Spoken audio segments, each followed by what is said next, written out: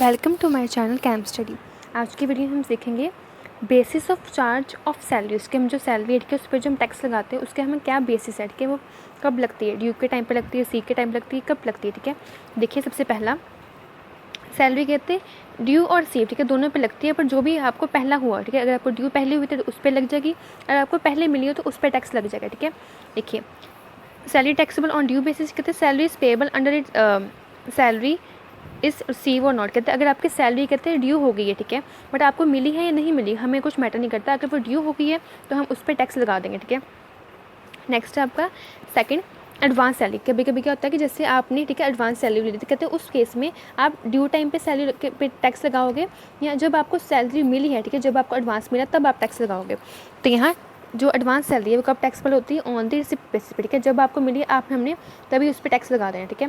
जैसे कि for example एक था मिस्टर ए, ठीक है, उसको सैलरी मिली थी ऑफ 2019 एंड 2020 की, ठीक है, इस रिसीव इन 18 एंड 19, ठीक है, अब उसको अगले साल की मतलब कि 2020 की सैलरी कब मिलेगी, 2019 में मिलेगी, ठीक है। तो टैक्स कब लगेगा, 2019 में लेकर के, जब उसको एडवांस सैलरी मिली हमने तभी ही उसको उस पर टैक्स लगा दिया, ठीक है। तो यहाँ से आपकी एक चीज़ तो क्लियर है कि अगर आपको, ठीक है, सैलरी पहले ड्यू हुई है तब टैक्स लगेगा, या अगर आपको सैलरी पहले मिल गई है, ठीक है, तब आपको टैक्स लगेगा। जो भी चीज़ आपको पहले हुई है, या तो सीव पहले हुई है या तो ड्यू पहले हुई है, ठीक है, उस पर जो भी चीज़ पहले हुई है हमने उसी टाइम पर हमने टैक्स लगा देना है। नेक्स्ट है एरियर्स ऑफ सैलरी, ठीक है। अब देखिए टैक्सेबल ऑन शिफ्ट बेसिस के जो आपके एरियर्स होते हैं, ठीक है। अब देखिए एरियर्स का मतलब क्या होता है, any amount of salary received from the present past employer during the relevant previous year which relates to some errors earlier previous year, ठीक है।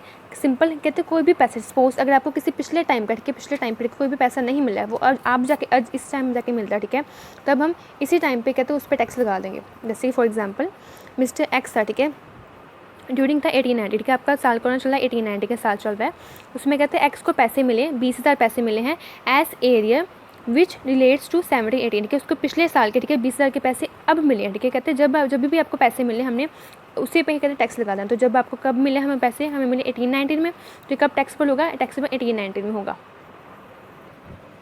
नेक्स्ट है आपका टॉपिक फिक्स्ड पे स्केल और you can say this salary grade, ठीक है। अब इसका मतलब क्या होता है, कभी कभी आपको ऐसे ना गवर्नमेंट जॉब्स में ऐसे कुछ लाइन्स सी लिखी होती हैं, अमाउंट लिखी होती हैं, पहले 30,000, ठीक है, उसके बाद 2,000, उसके बाद 36,000, ठीक है। देखिए इसका मतलब क्या है, सपोज यहाँ आपको एग्जांपल गिवन है कि मिस्टर ए है, ठीक है, उसने ज्वाइन किया था 1/4/16 को, ठीक है, उसके बाद नेक्स्ट उन्होंने बोला कि आपको सैलरीज गिवन है अलग अलग, ठीक है, ये आप ग्रेड गिवन है, उसके बाद नीचे आपको बोला कि आपने कैलकुलेट करनी है सैलरी ऑफ ईयर 18 है, ठीक है, आपने 18-19 की सैलरी निकालनी है। देखिए सबसे पहले देखिए इसका मतलब क्या है, कहते हैं आपकी सैलरी जब भी आपने ज्वाइन किया, ठीक है, सबसे पहले आपकी सैलरी कहाँ से स्टार्ट होगी, कितनी अमाउंट स्टार्ट होगी, 30,000, ठीक है। आपको जब भी आपने स्टार्ट किया आपको उसी टाइम में उसके मतलब ड्यूरेशन में आपको सबसे पहली सैलरी की अमाउंट कितनी होगी, 30,000, ठीक है। उसके बाद कहते हैं हर साल के बाद आपको 2-2 हज़ार कहते हैं इंक्रीज़ होगा आपका, उसके बाद तब तक इंक्रीज़ होगा जब तक आपकी अमाउंट कितनी हो 36,000 नहीं हो जाती, ठीक है। तो इसका ये मतलब होता है, दो बड़ी वाली अमाउंट में ये छोटी वाली जो अमाउंट है ना, इसका मतलब होता है इंक्रीज़, ठीक है। इतना डिफरेंस कि हर साल आपके 2-2 हज़ार इंक्रीज़ होंगे तब तक होंगे जब तक आपके जो टोटली जो आपकी सैलरी है वो 36,000 नहीं हो जाती है। देखिए इसका ऐसे हम समझते हैं, सबसे पहले आपने ज्वाइन किया 16 में, ठीक है, तो 16 to 17 आपकी सैलरी कितनी, 30,000 पर मंथ, ठीक है। उसके बाद 17-18 ऐड किया, उसके बाद अगेन मैंने बोला था ना एक साल के बाद आपके 2,000 इंक्रीज़ होगी, तो यहाँ 2,000 ऐड कर दिए मैंने, 30,000 पिछले और 2,000 इस वाले, 32,000, ठीक है, हो गए पर मंथ के। नेक्स्ट आपका आया 18-19, ठीक है, 18-19 में आपके अगेन 2,000 इंक्रीज़ हो गए, तो आपकी सैलरी कितनी होगी पर मंथ की, 34,000। एंड लास्ट है आपका 19-20, ठीक है, यहाँ तक अगेन आपकी सैलरी का वो कितनी होगी, 36,000, ठीक है। इन्होंने यहीं तक बोला था, ठीक है, ये आपने 2,000 तक आपने इंक्रीज़ करी जानी है, जब तक आपकी जो टोटल सैलरी है वो कहते हैं 36,000 नहीं हो जाती, ठीक है।